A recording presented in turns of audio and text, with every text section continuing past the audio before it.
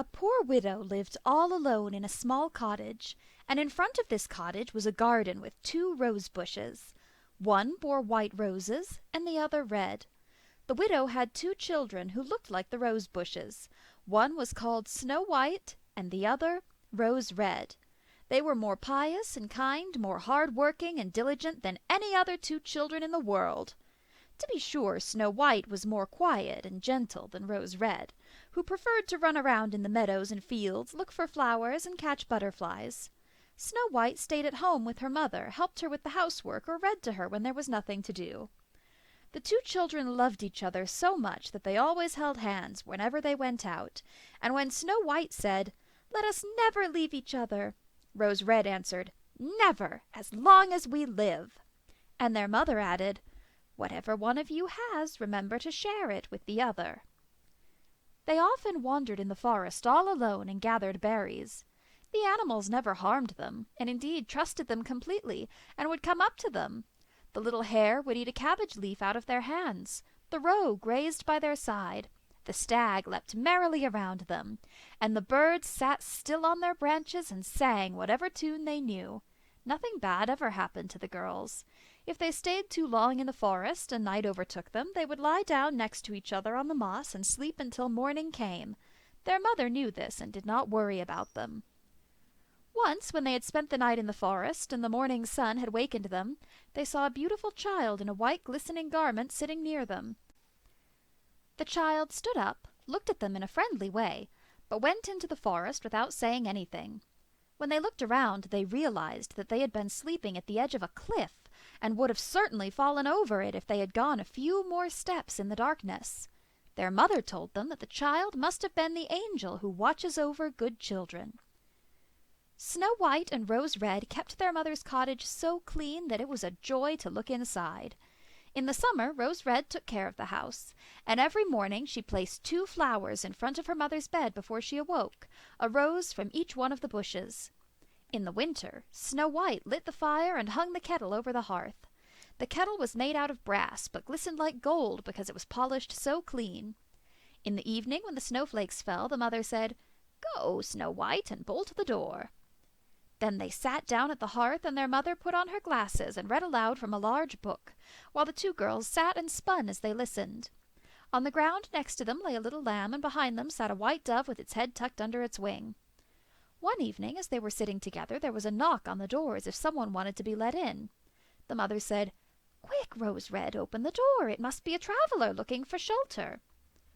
Rose Red pushed back the bolt, thinking that it would be some poor man, but instead it was a bear. He stuck his thick black head through the door, and Rose Red jumped back and screamed loudly. The little lamb bleated, the dove fluttered its wings, and Snow White hid herself behind her mother's bed. However, the bear began to speak and said, "Don't be afraid. I won't harm you. I'm half frozen and only want to warm myself here a little." "You poor bear," the mother said. "Lie down by the fire and take care that it does not burn your fur." Then she called out, "Snow White, Rose Red, come out. The bear won't harm you. He means well." They both came out, and gradually the lamb and dove also drew near and lost their fear of him. Then the bear said, "Come, children, dust the snow off my coat a little." So they fetched a broom and swept the fur clean. Afterward he stretched himself out beside the fire and uttered growls to show how content and comfortable he was. It did not take them long to all become accustomed to one another, and the clumsy guest had to put up with the mischievous pranks of the girls. They tugged his fur with their hands, planted their feet upon his back, and rolled him over, or they took a hazel switch and hit him. When he growled, they just laughed. The bear took everything in good spirit. Only when they became too rough did he cry out, "Let me live, children. Snow White, Rose Red, would you beat your suitor dead?" When it was time to sleep and the others went to bed, the mother said to the bear, "You're welcome in God's name to lie down by the hearth. Then you'll be protected from the cold and bad weather." As soon as dawn arrived, the 2 girls let him go outside, and he trotted over the snow into the forest. From then on, the bear came every evening at a certain time, lay down by the hearth, and allowed the children to play with him as much as they wanted, and they became so accustomed to him that they never bolted the door until their black playmate had arrived. One morning, when spring had made its appearance and everything outside was green, the bear said to Snow White, "Now I must go away, and I shall not return the entire summer." "But where are you going, dear bear?" asked Snow White. "I must go into the forest and guard my treasures from the wicked dwarfs. In the winter, when the ground is frozen hard, they must remain underground and can't work their way through to the top. But now that the sun has thawed and warmed the earth, they will break through, climb out, search around, and steal. Once they get something in their hands and carry it to their caves, it will not easily see the light of day again." Snow White was very sad about his departure. She unlocked the door, and when the bear hurried out he became caught on the bolt and a piece of his fur ripped off, and it seemed to Snow White that she saw gold glimmering through the fur, but she was not sure. The bear hurried away and soon disappeared beyond the trees. Some time after, the mother sent the girls into the forest to gather firewood. There they found a large tree lying on the ground that had been chopped down. Something was jumping up and down on the grass near the trunk, but they could not tell what it was. As they came closer, they saw a dwarf with an old withered face and a beard that was snow white and a yard long. The tip of the beard was caught in a crack of the tree, and the little fellow was jumping back and forth like a dog on a rope and did not know what to do. He glared at the girls with his fiery red eyes and screamed, "What are you standing there for? Can't you come over here and help me?" "How did you get into this jam?" asked Rose Red. "You stupid nosy goose," answered the dwarf. "I wanted to split the tree to get some wood for my kitchen. We dwarfs need but little food, however it gets burned fast when we use those thick logs. We don't devour such large portions as you coarse and greedy people. I had just driven in the wedge safely, and everything would have gone all right, but the cursed wedge was too smooth, and it sprang out unexpectedly. The tree snapped shut so rapidly that I couldn't save my beautiful white beard. Now it's stuck there, and I can't get away, and all you silly, creamy-faced things can do is stare. Ugh, you're just nasty." The girls tried as hard as they could, but they could not pull the beard out. It was stuck too tight. "I'll run and get somebody," Rose Red said. "Crazy fool," the dwarf snarled. "Why run and get someone? The two of you are already enough. Can't you think of something better?" "Don't be so impatient," said Snow White. She took out a pair of scissors from her pocket and cut off the tip of his beard. As soon as the dwarf felt that he was free, he grabbed a sack filled with gold that was lying between the roots of the tree. He lifted it out and grumbled to himself.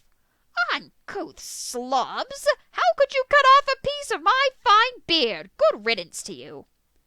Upon saying this, he swung the sack over his shoulder and went away without once looking at the girls. Some time after this, Snow White and Rose Red wanted to catch some fish for dinner. As they approached the brook, they saw something like a large grasshopper bouncing toward the water as if it wanted to jump in. They ran to the spot and recognized the dwarf. "Where are you going?" asked Rose Red. "You don't want to jump into the water, do you?" "I'm not such a fool as that!" the dwarf screamed. "Don't you see that the cursed fish wants to pull me in?" The little man had been sitting there and fishing, and unfortunately the wind had caught his beard, so that it had become entangled with his line. Just then a large fish had bitten the bait, and the feeble little dwarf did not have the strength to land the fish, which kept the upper hand and pulled him toward the water. To be sure, the dwarf tried to grab hold of the reeds and rushes, but that did not help too much. He was compelled to follow the movements of the fish and was in constant danger of being dragged into the water. But the girls had come just in the nick of time. They held on to him tightly and tried to untangle his beard from the line. However, it was to no avail. The beard and line were meshed together, and there was nothing left to do but to take out the scissors and cut off a small part of his beard. When the dwarf saw this, he screamed at them. "You bird brains! You've disfigured my face like barbarians! It was not enough that you clipped the tip of my beard, now you've cut off the best part! I won't be able to show myself among my friends. May you both walk for miles on end until the soles of your shoes are burned off." Then he grabbed a sack of pearls that was lying in the rushes, and without saying another word he dragged it away and disappeared behind a rock. It happened that soon after this the girls were sent by their mother to the city to buy thread, needles, lace, and ribbons. Their way led over a heath which had huge pieces of rock scattered here and there. A large bird circled slowly in the air above them, flying lower and lower, until it finally landed on the ground not far from a rock. Right after that they heard a piercing, terrible cry. They ran to the spot and saw with horror that the eagle had seized their old acquaintance the dwarf, and intended to carry him away. The girls took pity on him and grabbed hold of the little man as tightly as they could. They tugged against the eagle until finally the bird had to abandon his booty. When the dwarf had recovered from his initial fright, he screeched at them. "Couldn't you have handled me more carefully? You've torn my coat to shreds. It was thin enough to begin with, but now it's got holes and rips all over, you clumsy louts."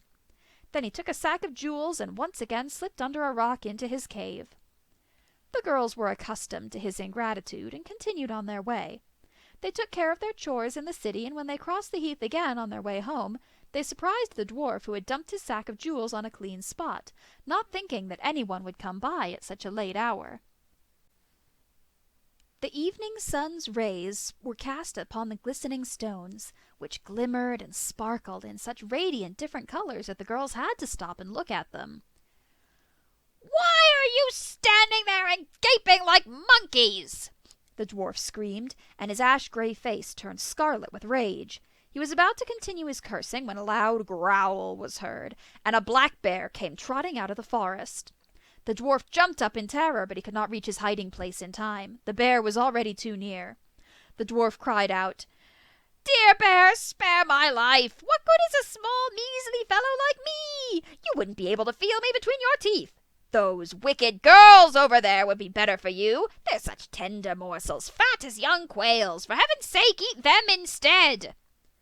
The bear did not pay any attention to the dwarf's words, but gave the evil creature a single blow with his paw, and the dwarf did not move again.